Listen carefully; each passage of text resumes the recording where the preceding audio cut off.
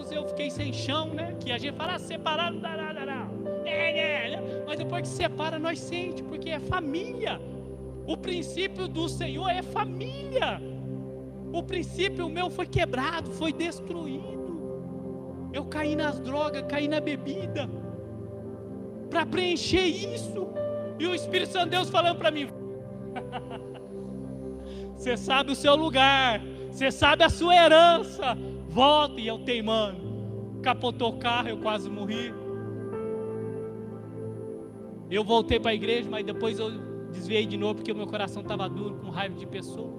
E o erro não é das pessoas, o erro é meu. Se não der certo na sua vida, o erro não é do bispo, não é meu, o erro é seu. Se não der certo na minha vida, Samuel, o erro não é seu. O Samuel está orando contra mim, não existe isso não. Pode levantar o inferno inteiro para orar contra mim, contra você.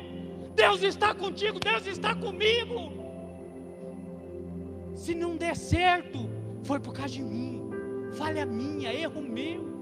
Nós devemos admitir os nossos erros, ser homem e mulher de Deus, homem suficiente, mulher suficiente, jovem suficiente para assumir os erros. Falar: bispo, eu não deu certo, não foi por causa do senhor não, bispo, foi por causa de mim. Eu não fui obediente ao Senhor. O Senhor mandou eu vir para a igreja, eu não vim. O Senhor chamou eu para ir no monte, eu não fui. O Senhor mandou eu orar, eu não orei. O Senhor mandou eu se consagrar, eu não consagrei. Vale mais obediência, preste atenção. Vale mais obediência do que sacrifício. Não adianta o pastor Cláudio orar, jejuar, madrugada orando, o bispo falar algo para mim aqui, eu desobedecer a ordem dele. Vou dar exemplo através do Espírito Santo, em nome de Jesus. Se o bispo amanhã ou depois for para São Paulo, põe o filho dele aqui como líder desse ministério, eu tenho que ser submisso ao filho dele. Porque se eu não for, Deus não me abençoa, nem aqui, nem na China. Não é verdade mesmo? Eu tenho que ser submisso aos meus líderes. No meu trabalho eu tenho que obedecer o Adriano. Se eu não obedecer ele, filho, eu não vou ser abençoado no meu trabalho. A minha mãe tem 60 e poucos anos. Eu tenho que ser obediente. Eu não moro com ela, eu moro sozinho com meus filhos. Mas eu tenho que ser obediente a ela. Eu tenho que honrar minha mãe. Eu não tenho pai, mas eu tenho mãe, eu tenho que honrar ela.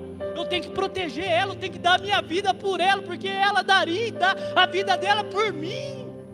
Como estão entendendo? Diga amém.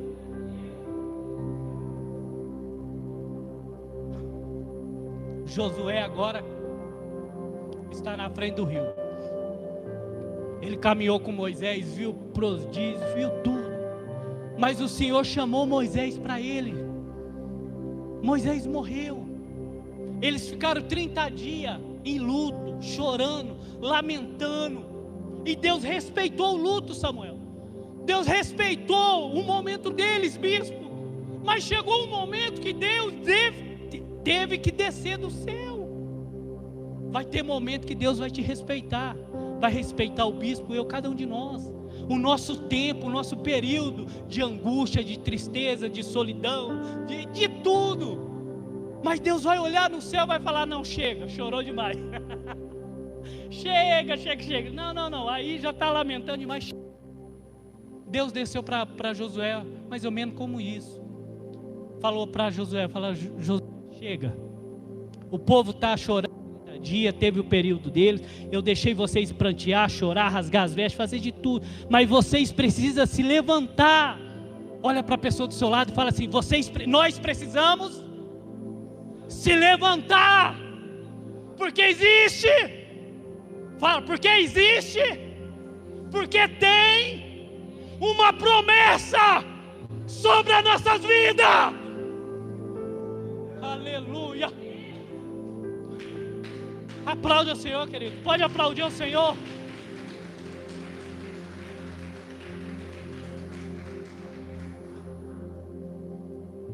Presta atenção.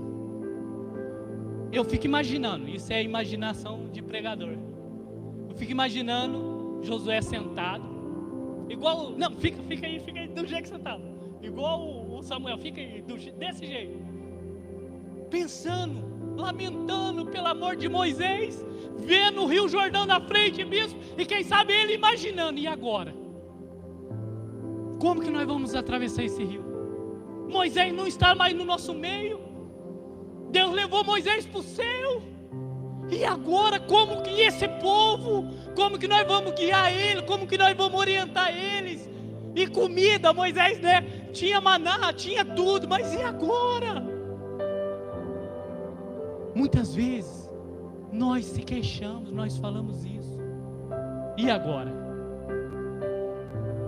Eu tinha bastante obreiro, agora não tenho mais. Eu tinha bastante pessoas, agora não tenho mais.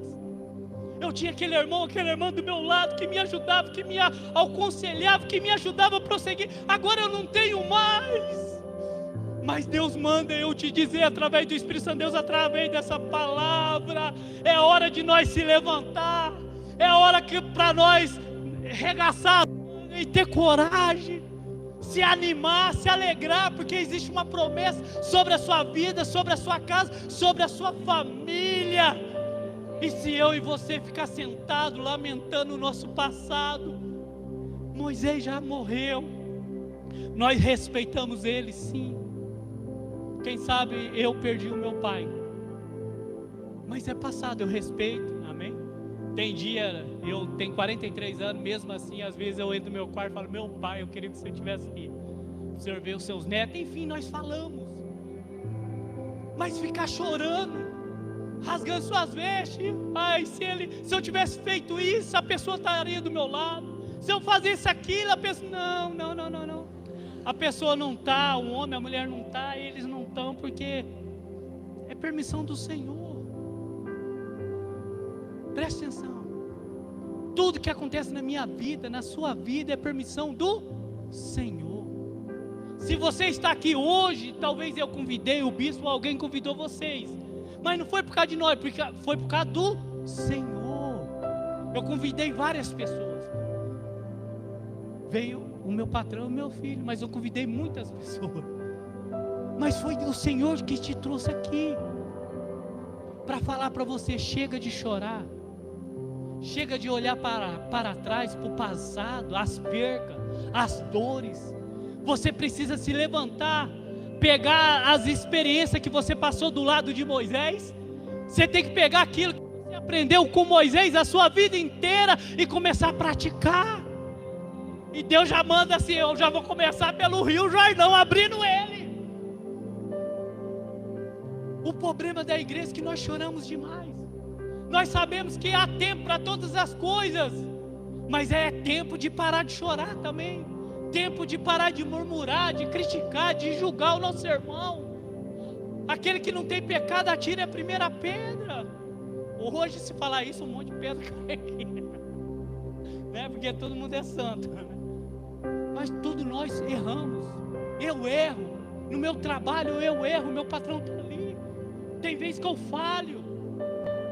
Eu sou falho, você é falho, nós somos falhos, nós somos limitados. Por isso que nós precisamos de Jesus, por isso que nós precisamos do sangue de Cristo, por isso que Ele morreu na cruz por você. Vocês estão me entendendo? Diga amém. Deus aparece com uma palavra de ânimo. Deus fala: ó, Moisés morreu, ficou para trás, vira a página, começa uma nova história sobre a sua vida. Começa uma nova etapa sobre a sua vida. Começa algo novo sobre a sua vida. Para o novo de Deus vir, o velho tem que se acabar. Quando Jesus transformou a água em vinho, Ele só transformou a água em vinho porque o vinho acabou. Se tivesse um restinho de vinho, Ele não ia transformar. Amém? Precisa acabar. E quando acaba, Samuel, nós ficamos lá lamentando: ai meu Deus, era tão bom. Acabou, não tem mais. Josué estava desse jeito. Era tão bom quando Moisés estava aqui. Era tão bom quando Moisés subia o monte. Eu ficava nos pés do monte aqui esperando Moisés descer com as leis do Senhor. Moisés quebrou as tábuas e subiu de novo, mas Josué ficou no mesmo lugar. Ele ficou lamentando, mas chegou a vez de Josué. Chegou a sua vez, a minha vez, a nossa vez, a vez dessa igreja, desse ministério, de cada um de nós, a possuir a terra prometida, a conquistar, a dominar, a sujeitar, a prosperar, porque é isso que Deus tem para cada um de nós. Mas para você ser próximo, para você alcançar a bênção do Senhor, você tem que se levantar. Você tem que tomar uma decisão. Você não pode ir lá no túmulo de Moisés e falar: Moisés, eu preciso de uma solução. Moisés é morto. Agora a responsabilidade é sua, a responsabilidade é minha, a responsabilidade é do Samuel, a responsabilidade é do bispo. O bispo não pode sair perguntando para a igreja o que ele vai fazer, não. Ele tem que perguntar para o Senhor. Samuel também não pode sair perguntando, nem eu, nem você, irmão. Preste isso, intimidade com o Senhor.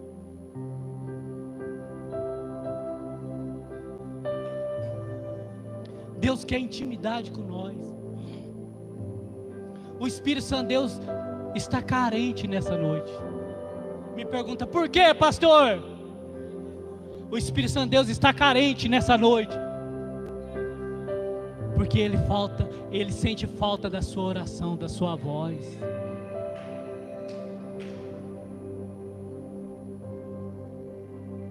Ele está lembrando quando você chamava ele para orar. Ele está lembrando quando você chamava ele para estudar. Quando você chamava ele para sair junto com você da sua casa. Quando você chegar no seu trabalho. Ele sente falta.